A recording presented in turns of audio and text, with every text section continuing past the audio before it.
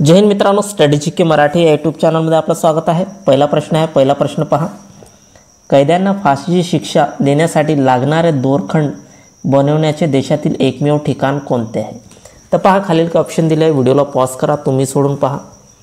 तर पहा, कैद्यांना फाशीची शिक्षा देण्यासाठी जे लागणारे दोरखंड आहे ते कुठे बनवले जाते? तर पहा, याचं उत्तर आहे बक्सर जेल। कुठे बनवले जाते? बक्सर जेलमध्ये बनवले जाते। पुढचा प्रश्न पहा, पुढचा प्रश्न आहे, भारतातील कारागृहाची व्यवस्था कोणत्या मूळ कायद्यानुसार चालते? तर पहा, खालील ऑप्शन दिले आहे, तुम्ही सोडून पहा। तर पहा, भारतातील कारागृहाची व्यवस्था कोणत्या मूळ कायद्यानुसार चालते? तर 1894च्या प्रिझन ॲक्टद्वारे। कशाद्वारे चालते? 1894चे प्रिझन ॲक्टद्वारे भारतातील कारागृहाची व्यवस्था चालते। पुढचा प्रश्न पहा, पुढचा प्रश्न आहे, मुंबई सेंट्रल प्रिझन म्हणजे अर्थात आर्थर रोड जेल कधी बांधण्यात आला किंवा बांधला गेला? पहा, मुंबई सेंट्रल प्रिझन अर्थात आर्थर रोड जेल कधी बांधला गेला? तर पहा, खालील ऑप्शन दिले, तुम्ही सोडून पहा। तर पहा, याचं उत्तर आहे 1926ला। कधी? आर्थर रोड जेल कधी बांधला गेला? 1926ला। पुढचा प्रश्न पहा, पुढचा प्रश्न आहे, महाराष्ट्रात सर्वप्रथम तुरुंगा कैद्यांना रेडिओ केंद्र सुरू करणारे कारागृह कोणते आहे? तर पहा, महाराष्ट्रात सर्वप्रथम तुरुंगातील कैद्यांसाठी, कोणासाठी? तुरुंगातील कैद्यांसाठी रेडिओ केंद्र सुरू करणारे कारागृह कोणते? तर पहा, खालील ऑप्शन दिले आहे, तुम्ही सोडून पहा।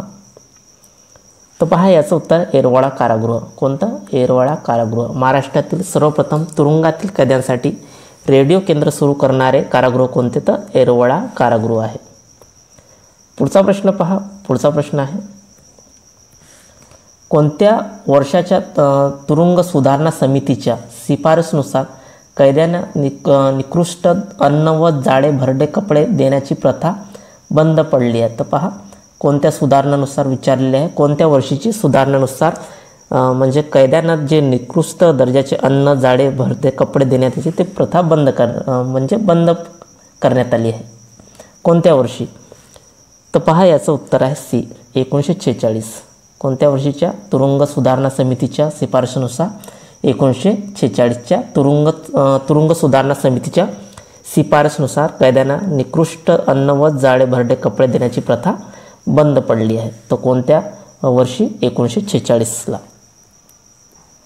पुढचा प्रश्न पहा, पुढचा प्रश्न आहे,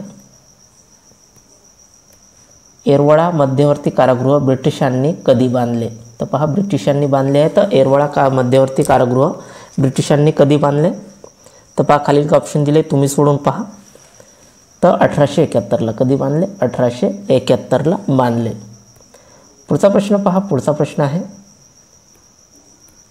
येरवडा कारागृहांनी कोणत्या नावाने कैद्यांसाठी रेडिओ केंद्र सुरू केले आहे? तर पहा, येरवडा जे कारागृह आहे त्यांनी कैद्यांसाठी कोणते रेडिओ केंद्र सुरू केले आहे? तर याचं उत्तर आहे YCP रेडिओ। कोणती? YCP रेडिओ सुरू केले आहे। येरवडा कारागृहांनी कोणत्या नावाने? YCP रेडिओ नावाने रेडिओ केंद्र सुरू केले आहे। पुढचा प्रश्न पहा, पुढचा प्रश्न आहे, तुरुंगातील कैद्यांना नातेवाईक आजारी असतील किंवा त्याच्या घरी मोठा कार्यक्रम असेल तेव्हा त्या कैद्यांना कोणती रजा मंजूर केली जाते? तर कोणती रजा मंजूर केली जाते? जेव्हा नातेवाईक आजार असतील किंवा त्यांच्या घरी मोठे कार्यक्रम असेल तर पहा, खालील ऑप्शन दिले, तुम्ही सोडून पहा। तर पहा, याचं उत्तर पॅरोल। कोणती रजा? पॅरोल ही रजा मंजूर केली जाते। पुढचा प्रश्न पहा, पुढचा प्रश्न आहे,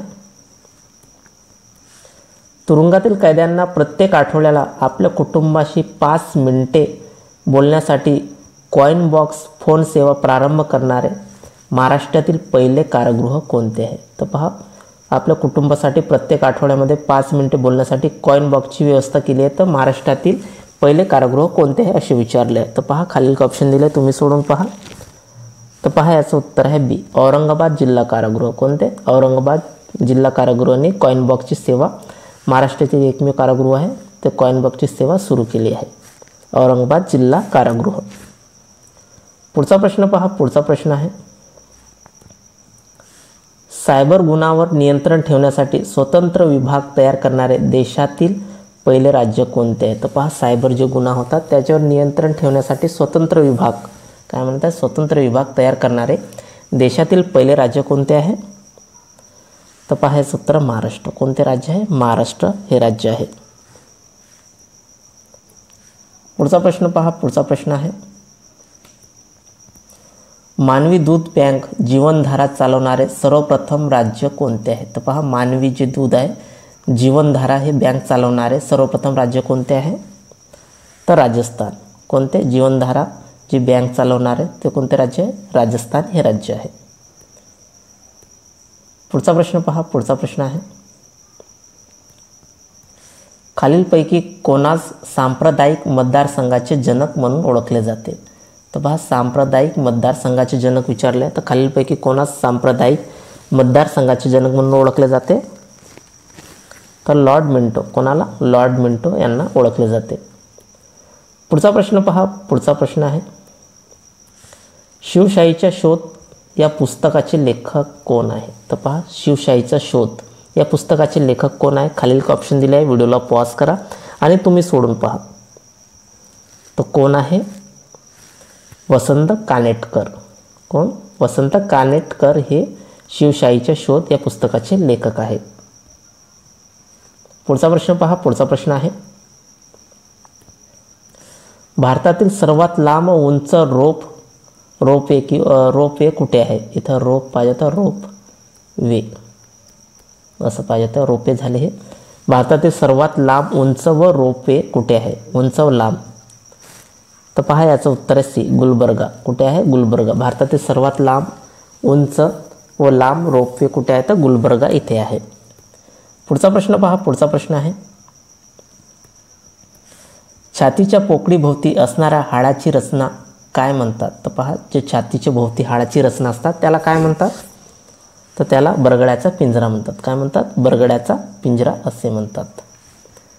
पुढचा प्रश्न पहा. पुढचा प्रश्न आहे, खालीलपैकी कोणता ग्रंथ यशवंतराव चव्हाण यांनी लिहिला नाही? नाही म्हणत आहे.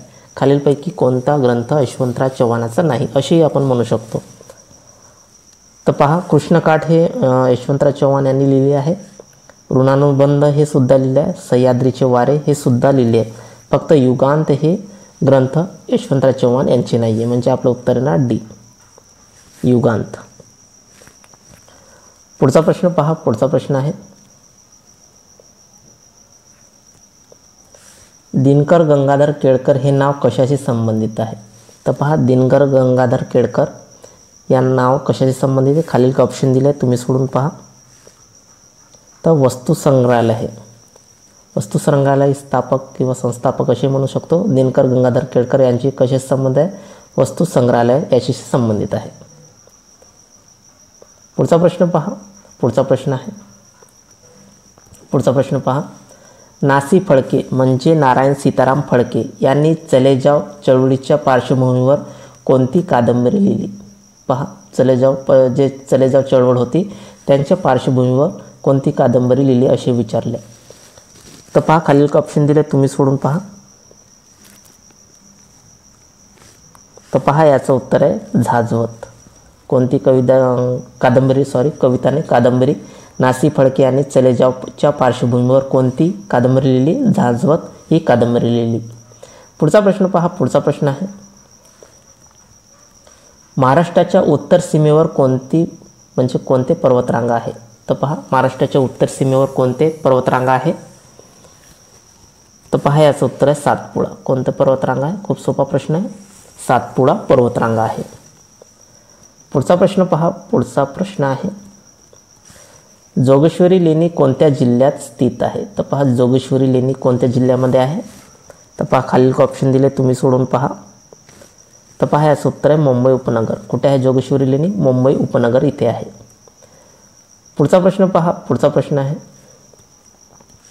दुसऱ्या पंचवर्षीय योजनेत मुख्य उद्दिष्ट काय होते? तर पहा, दुसऱ्या पंचवर्षीय योजनेचे मुख्य उद्दिष्ट काय होते? तर पहा, खालील ऑप्शन दिले, तुम्ही सोडून पहा. तर औद्योगिकरण. पहा, दुसऱ्या पंचवर्षीय योजनेचे मुख्य उद्दिष्ट होते औद्योगिकरण होते.